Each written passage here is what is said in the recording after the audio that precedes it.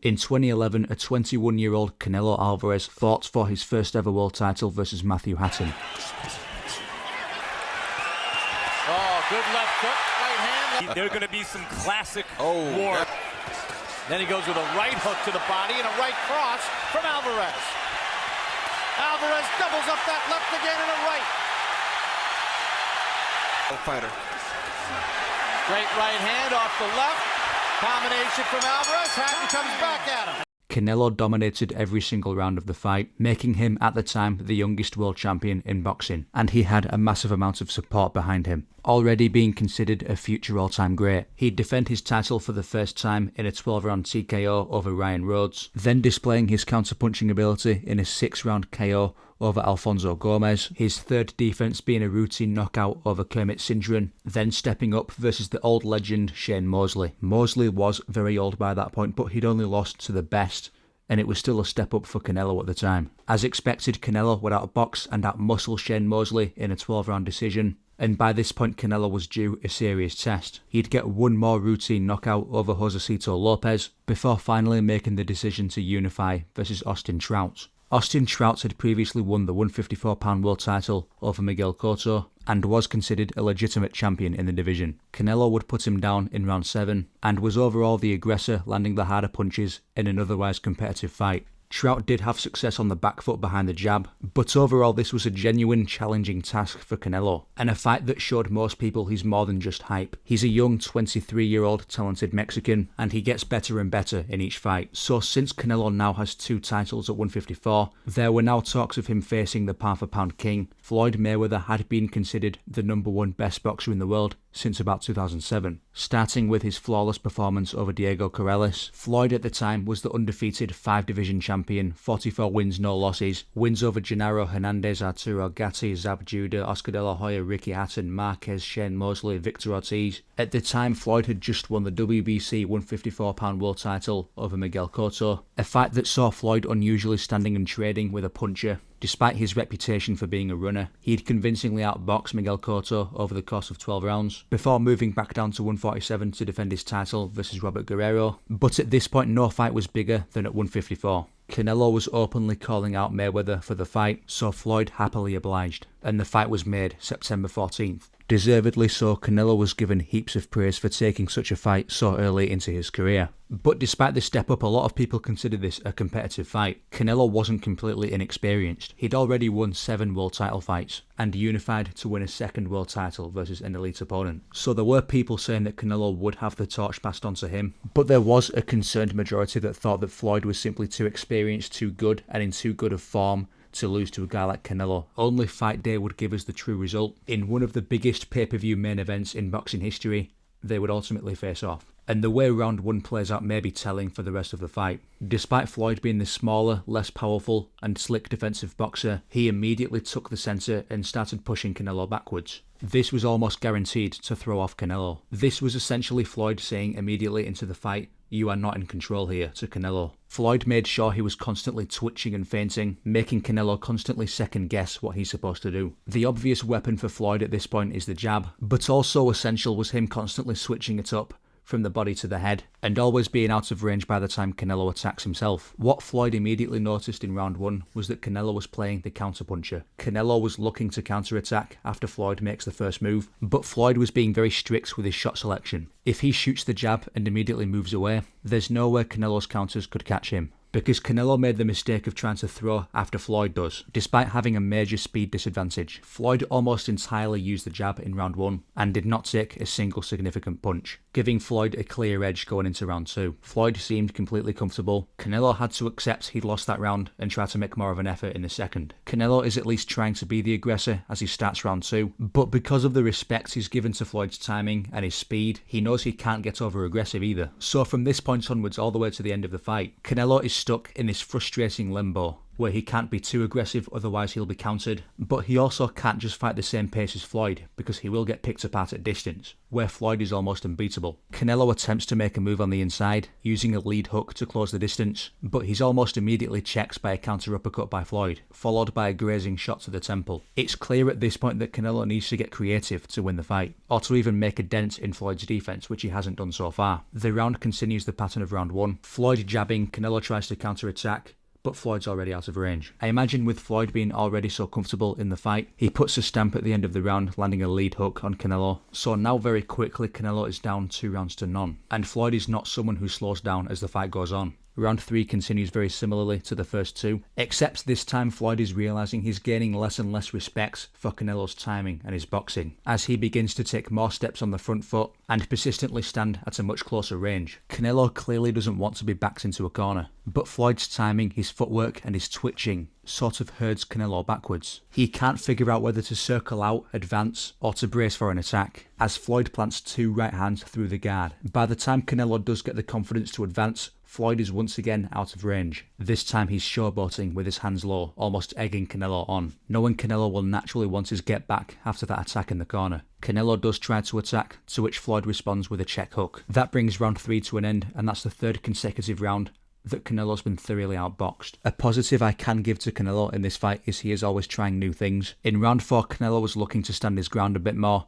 and to vary his attacks, but at the same time Floyd was also looking to stand his ground, and also himself introducing new attacks, such as the lead stab to the body followed by a slapping right hand. Floyd recognises that Canelo is now making an attempt to be more aggressive, so what he does instead is he stops being the one to attack first. Just like Canelo was doing in the first 2 rounds, Floyd was now playing the counterpuncher, knowing that Canelo would ultimately open himself up, in fact almost daring Canelo to make the first move. But in turn Canelo also recognises this himself, so now his activity has gone down, knowing that Floyd is looking to counter, which at the same time means that Floyd is allowed to take more risks, as he dares to even stand head to head with Canelo and land shots on the inside, bringing round 4 to a close, making it 4-0. Floyd is as confident as ever in between rounds, whereas Canelo looks quite flustered. Floyd immediately kicks off the round with a catch and counter right cross, and Floyd's shell proves once again to be impossible to penetrate. His head movement is too good to be caught on the head, and his Philly shell guard, as well as his shoulder roll, makes it impossible to land to the body, as Floyd continues to counter with the right hand. The only shots that Canelo would typically land clean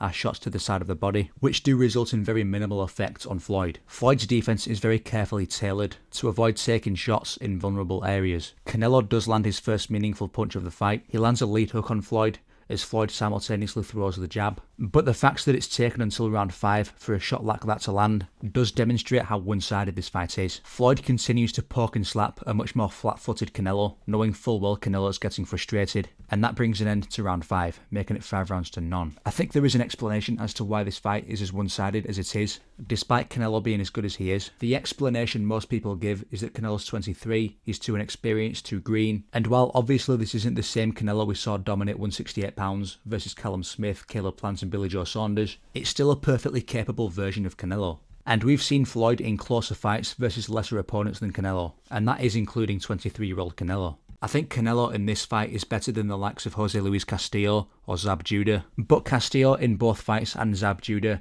gave Floyd much tougher fights. The reason guys like Jose Luis Castillo and also guys like Marcos Maidana with that similar style gave Floyd such a tough time is because they gave Floyd very minimal time or space to adjust. Floyd's ideal range is at distance, so what Castillo and Maidana did was made sure they gave no space at all to Floyd, made sure that as much of the fight as possible was spent on the inside, so Floyd could either be outworked on the inside or constantly circle and backpedal to avoid the inside, which in turn gave Floyd less opportunity to plant his feet and land counters, and also leads to Floyd exerting himself much more. What made Zab Judah successful on the other hand was because of his work at distance. Zab Judah's hand speed and foot speed were just as quick as Floyd, and he was excellent behind the jab. In fact, when he was in his prime, no one could outbox Zab Judah at distance, which is why it became troubling for Floyd to outbox him, because the usual path to beating Zab Judah is by pressing forward and being aggressive. The reason this relates to the Canelo fight in particular is because Canelo displays neither of the two main attributes you may need to beat Floyd. He can pressure if he needs to, but when he does, he plays more of an aggressive counterpuncher role. He's also a very clean pressure boxer, he never forces anything on the inside, and when Canelo's at distance he does have a very minimal jab. So for Canelo to have success versus Floyd with his style, he would need Floyd to overcommit to something, or alternatively press him backwards and have the superior work rate like he did versus Trout. But Canelo is too much of of an overthinker on the front foot for someone like Floyd, who's so tricky and so unpredictable. And the same thing is a part of Canelo's game today. You will rarely see Canelo unnecessarily open himself up or take any particular risks on the front foot. He's very methodical with his pressure. That would be beneficial versus opponents with a high work rate on the back foot, someone like Caleb Plant or Billy Joe Saunders. But when he took on Floyd, and much more recently William Skull, his typically low work rate does become an issue versus someone who's good defensively and is very efficient with the small amount of work they do, which is exactly what we're seeing from Floyd here. We're now in round 8 and Canelo is yet to win a round. Granted, Canelo is trying his best to make something happen on the ropes, but Canelo's not a natural inside fighter. This isn't what he naturally does, so he's struggling to get any punches in, while Floyd is simultaneously popping him with counters non-stop. Floyd's timing is so flawless off the ropes, and simultaneously at distance, it's clear to see why no one was able to beat him. Now entering round 9, I've officially run out of new things to say about this fight, so I'm just going to play sound effects instead, because I can't actually use the official audio from this fight.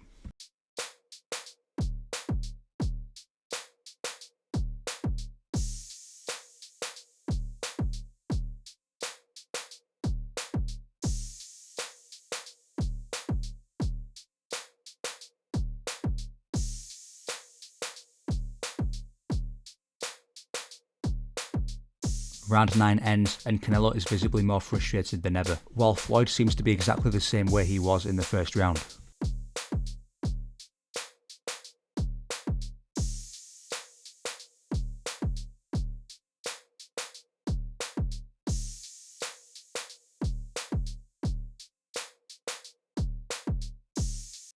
In seemingly the third time in this fight so far, Floyd is practically bullying Canelo on the ropes. This is something we rarely see in a Mayweather fight, especially when his opponent is a bigger puncher and a bigger fighter.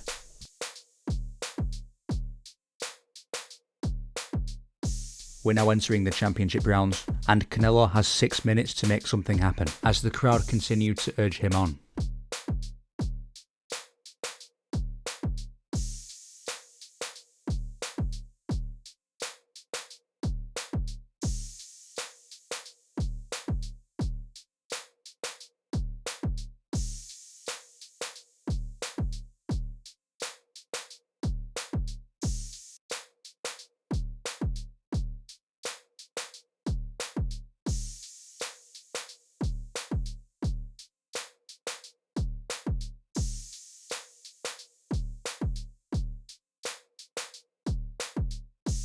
Entering the final round, Canelo now has 3 minutes to make something happen.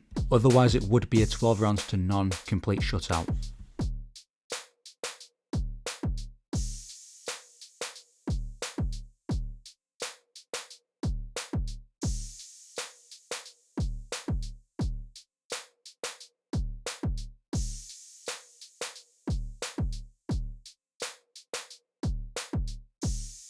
Floyd, knowing he was ridiculously up on the scorecards, dances around to safety until the final bell. Mayweather's 0 was surely intact, and Canelo's was surely to go. As you can see, Floyd is clearly pleased with himself, but almost everyone was shocked when Jimmy Lennon Jr. read out the scorecards and revealed it was a majority decision. A majority decision essentially means one judge has scored it a draw, meaning somehow, somewhere, a judge found a way to give Canelo 6 rounds of that fight. The other 2 judges scored it 116-112 and 117-111 towards Mayweather.